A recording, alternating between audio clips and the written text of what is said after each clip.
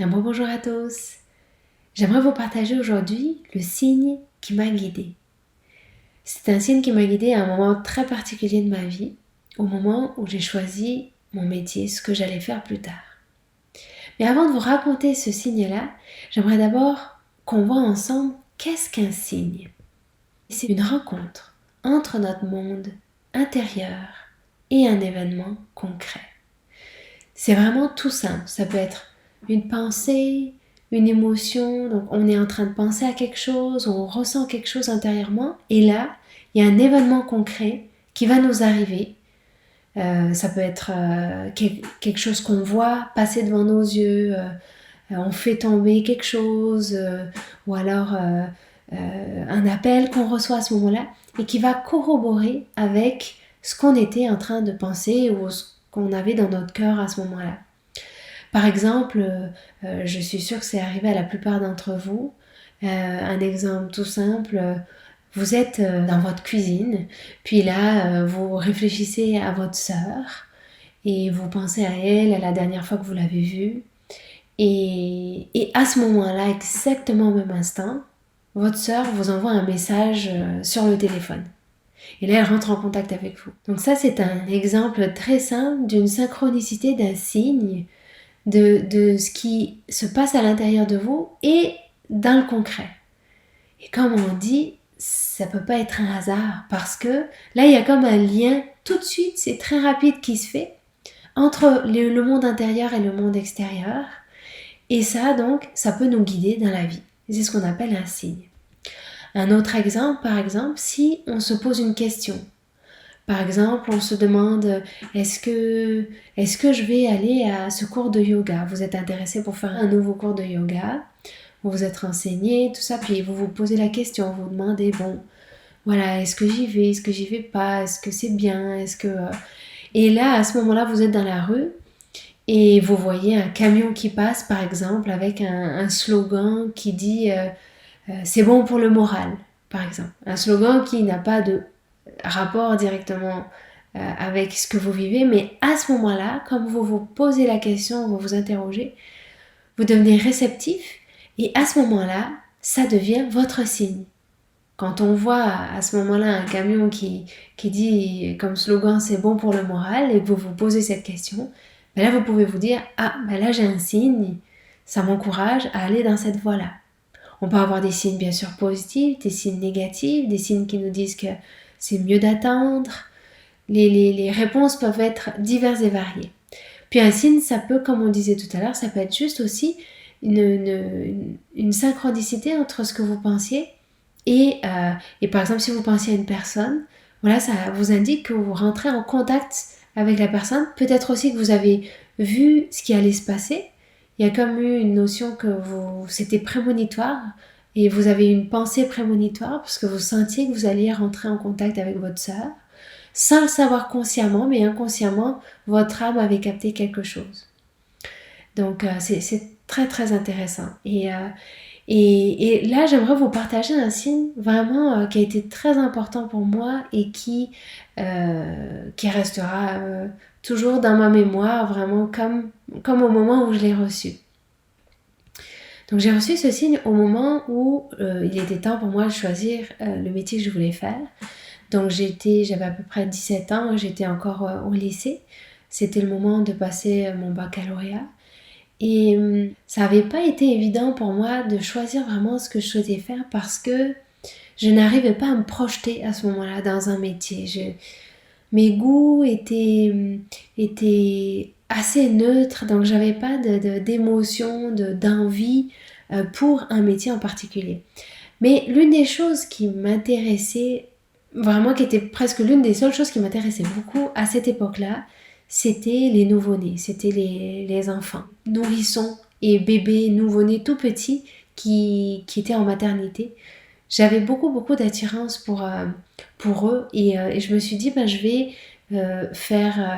vais devenir puéricultrice.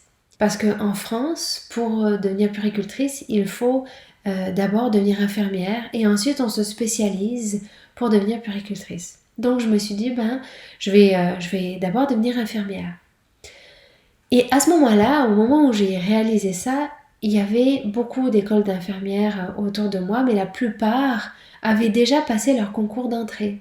C'est-à-dire qu'en fait, il en restait plus qu'une qui était proche de chez moi, qui n'avait pas eu encore de date de concours. Et donc, ce qui fait que lorsque j'ai vu que cette école n'avait pas encore passé le concours, ben là, je me suis vraiment questionnée. Je me suis demandé, bon, c'est comme spécial, il n'y a plus qu'une école, mais il faut que je la tente.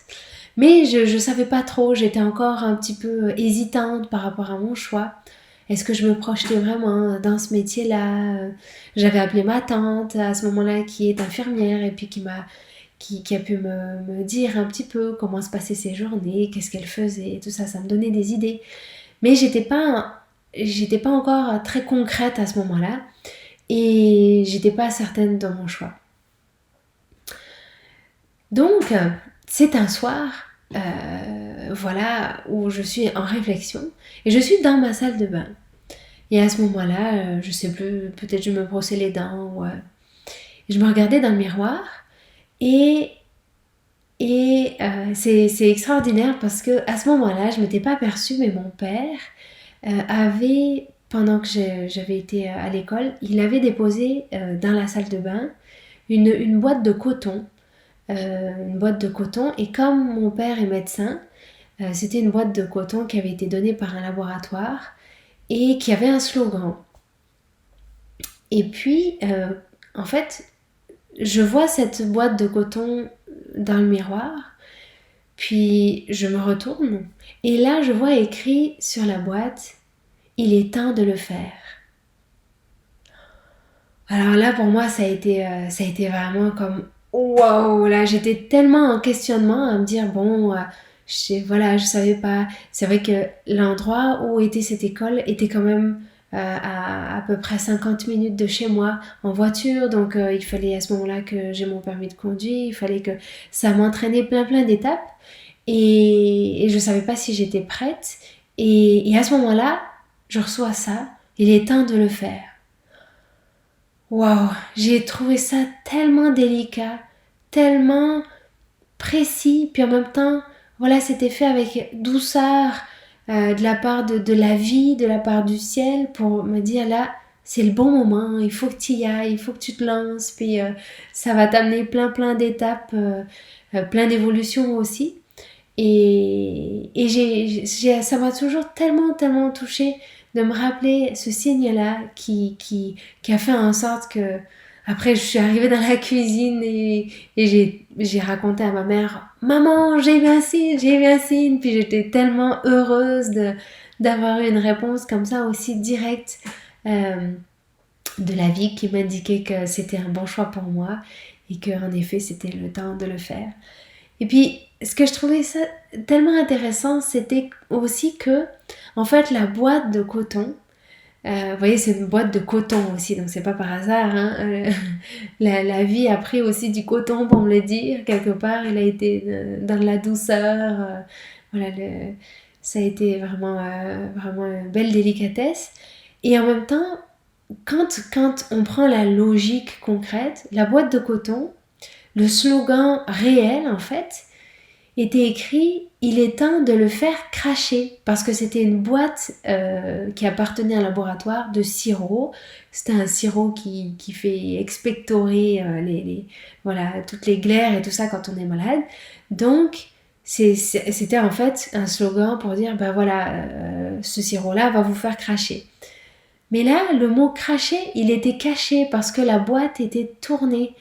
De sorte que je vois que le début de la phrase. Mais ça, je m'en suis pas aperçue. Je m'en suis aperçue qu'après.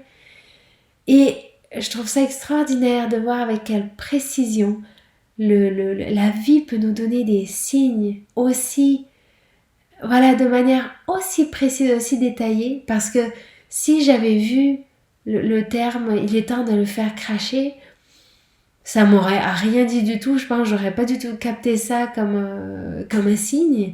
Alors que là, mon père, sans le savoir, il avait été guidé aussi et il avait finalement posé la boîte exactement dans le bon angle pour que quand je me retourne, je vois exactement les mots que j'avais besoin de recevoir. Et ça, Et ça, c'est extraordinaire. Je veux dire, c'est vraiment la magie de la vie.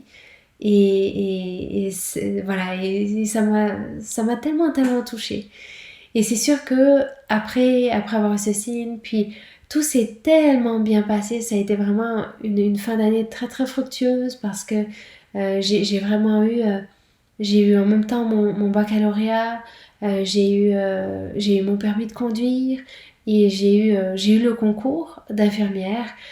Donc voilà, vraiment, en une seule fois, ça a été vraiment beaucoup en l'espace de quelques semaines, c'était beaucoup de réussite que je pense que la vie avait concentré pour m'aider à passer à certaines étapes.